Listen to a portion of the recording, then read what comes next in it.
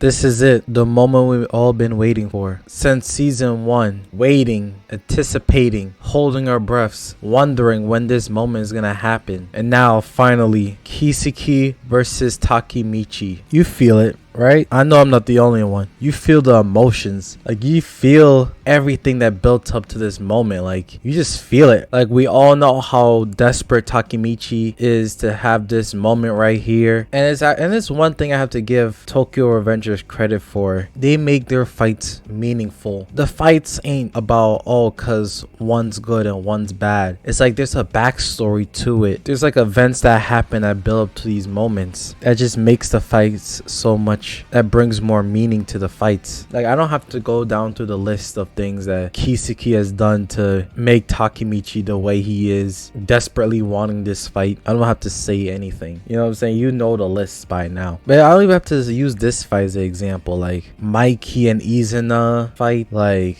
when the two Shiba brothers in season 2 were fighting. That was meaningful. Back in season 1, the battle with Kazutora and Baji and everything. Like, that was meaningful. And the list goes on. And that's what makes these fights so exciting, so hype. You know there's so much behind it. You know what the person will gain if they win, what they'll lose, the character growth but for both characters in the fight. And I wish more animes do that, to be honest. Like, I ain't gonna lie, like, I'm tired of main characters just going against the minions and like I'm supposed to just get hyped just from animations alone. You know what I'm saying? I need some emotions into the fight, you know, some meaning behind it. I'm not throwing any shade on any particular show, I'm just saying in general, you know what I'm saying? But anyways, past the meaningful part, like, real quick, Takemichi is like, what is up with him these past few episodes? Does he not feel anything? Like, is his adrenaline like off the charts right now? Cause he literally just tanked a brick and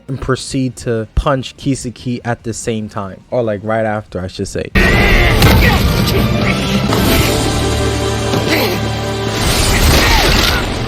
Damn, yo, Takemichi is a goddamn tank. That boy is a tank. What? Yo, he just took a brick to the face. What? And he recovered in 0.2 seconds. What the hell? Nah, man. Nah, that's crazy. That is crazy. Why it look like Kiseki took more damage from Takemichi's punch? What the hell? Yeah, Takemichi's serious. He ain't playing. Like, I told you, he ain't feeling nothing. Max adrenaline right now. Like, what is up with him? He's on something else. Like, he's on it. Like, it's crazy. The next episode is about to be Takemichi's greatest performance ever. You know what I'm saying? Like, I might have to switch the thumbnail of my episode 10 greatest episode ever for Takemichi. You know what I'm saying? I'm gonna have to do that. But yeah, I don't even know how skilled Kiseki really is. Like, I know he's a very smart antagonist, but I don't know what his fighting capabilities are like. You know what I'm saying? I think he's like average at best, or maybe a little bit above average. He could at least beat a minion, I'm assuming, unlike Takemichi. But like, Takemichi's on like a different level right now. He's on his mentality is like off the charts, so he really ain't feeling no type of damage at all. So I guess that evens things out. Yeah, man, let me move on to the others. We got more of his backstory. For some reason, he took the bullets for his childhood friend, and he said his body just moved on its own. Well, that's probably was the greatest thing that ever happened to him, because once he saw the light, everything started to make sense to him. In the backstory, I can't believe, actually, like, I should have known that Izana is not even related to nobody, because different hairstyle, skin color different, like, maybe the eyes look similar, but like, I was just dragging it, you know what I'm saying? And the fact that he knew about this when Shinshiro was alive, that means that was a long time ago he learned that. I wonder what happened to his relationship with Shinshiro afterwards. Is like, I'm assuming Shinshiro died like basically right after, right? So this is probably like right before his death, so he probably even get the chance to like even think of what to do moving forward with their brotherhood, quote unquote, you know what I'm saying? And then we come to learn that the childhood friend Kog-chan, he's been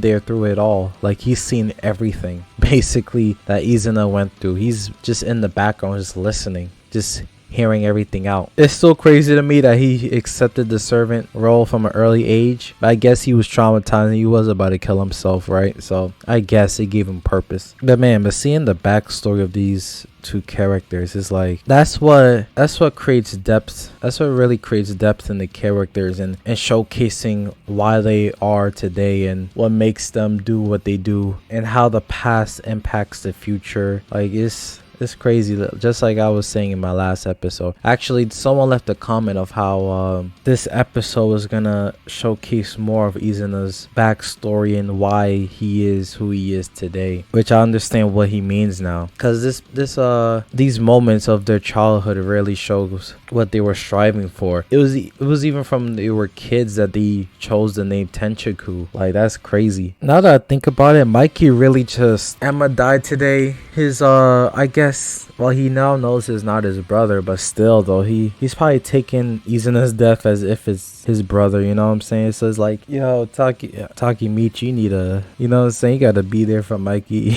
afterwards, because he literally got no family now, right? Like, this is it. Technically he didn't have a family once Emma died, but you know what I'm saying, he thought Izana was family, and now he's gone basically the same day. So it's like, he doesn't even have time to like moan or nothing, like no grieving stage. He got to make sure everybody, you know what I'm saying, evacuate the area and make sure that nothing else happens and no other trouble happens and everything. It's crazy. Oh, final thought. So Kiseki, like, Izana is not the time traveler, obviously, because he died. I can't believe, okay, luckily this guy didn't spoil it, but I read a comment, I think it was in my episode 10 video. He said that Kiseki or Izana, neither of them is not the time traveler. At first I thought he was about to say who it actually is, but he didn't say it, which I'm happy. Thank you for not spoiling that. But yeah, so if they're both not the time traveler, then I'm clueless. I'm lost. I don't know who it is, to be honest. Like, I don't see anything consistent in the future. Unless it's Hanma. Unless it's him, the guy that Kiseki been riding with, like, who like basically trying to save his life, trying to get him out the situation. Unless it's him, then I don't have any other prediction, for real. So yeah, you let me know who you think is the time traveler.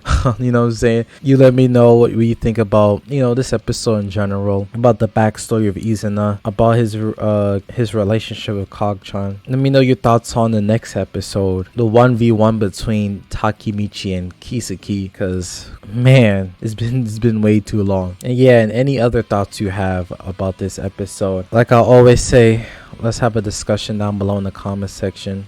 Okay, this time, because someone told me this in the last episode as well, my last video I should say, that this is not the last episode, and the next episode is actually the last episode. So yeah, one more video to make about Tokyo Adventures season 3. So yeah, see you in the last episode of, hopefully Takemichi becomes capable and just like go crazy on Kiseki, you know what I'm saying, Tokyo Avengers season 3. It looks like that's gonna be the case, but hopefully I'm right about that.